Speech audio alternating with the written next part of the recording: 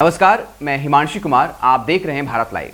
राजनीति में कुछ भी स्पष्ट नहीं होता। जो चीज़ें दिखती हैं वो होती नहीं, जो होता है वो दिखता नहीं बिल्कुल स्पष्ट तौर पे। यहाँ बिटवीन द लाइंस पढ़ना होता है। और ख़ास करके जब एक ही गठबंधन के हम जब अलग अलग पार्टी के नेताओं की बात करें, उनके द्वारा तय किए गए रणनीतियों और नीतियों की बात करें, तो वहाँ भी जो है अदावत चलती रहती है, एक दूसरे से मजबूत होने की कोशिश चलती रहती है।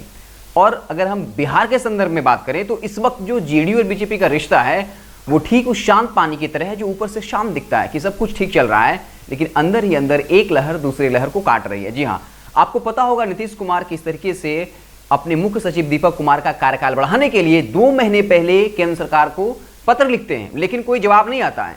सचिवालय खुला रह जाता है ताकि केंद्र सरकार से कोई नोटिफिकेशन आए तो जो है दीपक कुमार जो उनके मुख्य सचिव थे उनका कार्यकाल विस्तार हो पाए, लेकिन केंद्र सरकार नहीं चाह रही थी क्योंकि उनका जो लाडला ऑफिसर है उसका कार्यकाल विस्तार हो। फिर नीतीश कुमार क्या करते हैं, राबड़ी देवी के शासनकाल का एक आदेश जो है उस पर काम करते हैं और अपने मुख्य सचिव को रिटायरमेंट के बाद भी अपना प्रधान सचिव बना लेते हैं।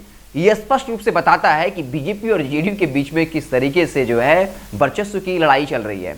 इसके बाद ही लगातार नीतीश कुमार पर आरोप लगते रहे हैं कि यहाँ ब्यूरोक्रेट शासन चलाते हैं, यहाँ तक कि मंत्रियों तक की पूछ नहीं होती।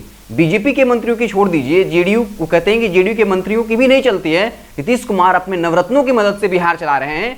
और इसके बाद आपने देखा होगा विधानसभा अध्यक्ष विजय सिन्हा किस तरीके से विधानसभा सत्र शुरू होने से, विधानमंडल सत्र शुरू होने से पहले तमाम अधिकारियों को हड़का रहे थे कि आपको मंत्रियों के कॉल को उठाना पड़ेगा क्योंकि वे लोग जनप्रतिनिधि हैं, उनको जनता ने चुनकर भेजा है, इसलिए अगर आप नहीं उठाएंगे तो आप पर सख्त कार्रवाई होगी। और फिर बीजेपी का बार बार यह बयान आना कि नीतीश कुमार ब्यूरोक्रेट्स की मदद से राज्य चलाते हैं, आप समझ सकते हैं। विधानमंडल का सत्र चल रहा था और अशोक चौधरी जो नीतीश कुमार के बहुत ही नजदीकी और कहा जाता है दुलारे मंत्री हैं, वो जो है विपक्षी पार्टी के नेताओं के सवालों का जवाब दे रहे थे। इस पर विजय सिन्हा ने स्पष्ट रूप से कहा कि मंत्री जी आप लंबा चौड़ा तो पढ़ दिए हैं, लेकिन आप अपने सवालों का ऑनलाइन जवाब नहीं भेजे। और फिर सख्त लहजे में कहा कि हर मंत्री जो है अपने ऑनलाइन जवाब भेजें ताकि जो सदस्य सवाल पूछते हैं उनको आपके सवालों का जवाब मिल पाए।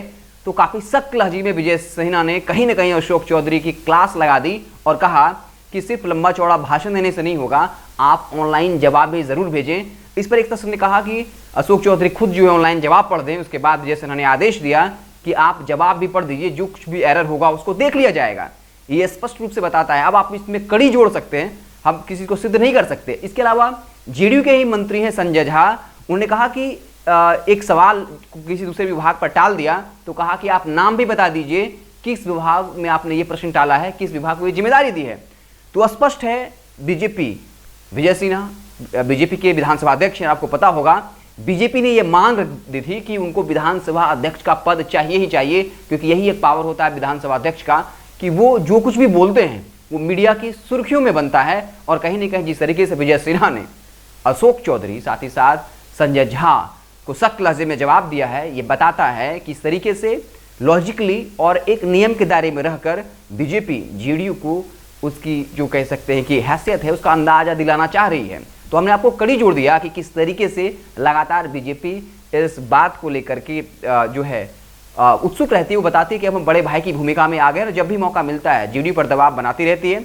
और दोनों के रिश्तों की बात रही तो आपको पता होगा खासकर ब्यूरोक्रेट्स के मामले पर और दीपक कुमार का जो मामला रहा, 2 महीने पहले पत्र लिखा गया, कोई जवाब नहीं आया। तो ये बताता है कि जेडीयू और बीजेपी के अंदर सब कुछ ठीक नहीं। और जिस तरीके से विधानमंडल में ये सब कुछ हुआ, जहाँ अशोक चौधरी को जो है डांट सुननी पड़ी, संजय झा को क्लास लगाया गया, बताता है कि जेडीयू और बीजेपी के बीच में सब कुछ ठीक तो नहीं है। और जब भी मौका मिलता है बीजेपी नीतीश कुमार पर हमलावर हो जाती है। वो क्राइम का मुद्दा आपको याद ही होगा, बार बार नीतीश कुमार और बीजेपी के बीच में ये अदावत लगातार चलती रहती है। लेकिन ठीक वैसे ही जो बाहर से दिखता है सब कुछ बढ़िया है, लेकिन अंदर ही अंदर कहीं ना कहीं एक दूसरे पर हावी होने की कोशिश की जा रही है। तो आप देखते रहें भारत लाइव, हम आपको पल पल की खबरों से लगातार अपडेट करते रहेंगे। अगर ये वीडियो पसंद आई और वह बिहार के राजनीति और बिहारियत से सरोकार रखेनी तो सब्सक्राइब बटन दबा के चैनल के सब्सक्राइब कर ली।